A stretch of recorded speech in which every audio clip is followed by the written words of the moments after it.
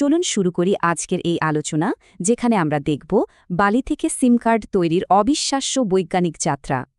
ভাবলে অবাক লাগে, আমাদের পুরো ডিজিটাল অস্তিত্ব নির্ভর করে মানুষের চুলের চেয়েও হাজার গুণ সরু এক সার্কিটের ওপর। হাতের নখের চেয়েও ছোট এই চেপ কিন্তু মোটেও সাধারণ নয়। এটি আসলে একটা শক্তিশালী মাইক্রোকম্পিউটার।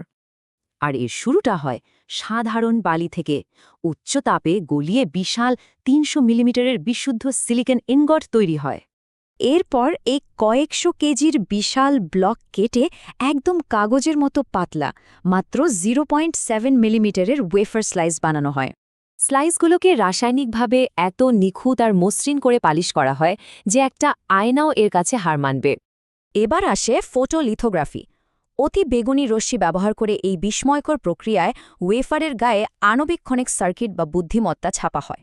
এখানে মেমোরি আর প্রসেসরের মতো ১০ থেকে ২০টি স্তর সাজিয়ে আস্ত একটা ত্রিমাত্রিক সার্কিট জগৎ তৈরি করা হয়।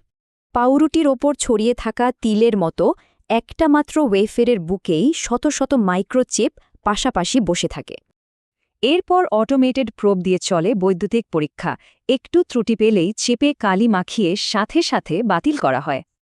তারপর হীরার ব্লেড দিয়ে ওয়েফার কেটে বালির দানার মতো ছোট ছোট ডাই বা চিপ আলাদা করা হয়। তো এখন আসল প্রশ্ন হল, এই ফাঁকা আণবিক ক্ষণিক চিপ কিভাবে তার নিজস্ব ডিজিটাল আত্মা বা পরিচয় খুঁজে পায়? এটা বেশ মজার। অদৃশ্য সোনার তারের সংযোগ দিয়ে আর কালো এপক্সি রেজিনে ঢেকে চিপটিকে পুরোপুরি সুরক্ষিত করা হয়।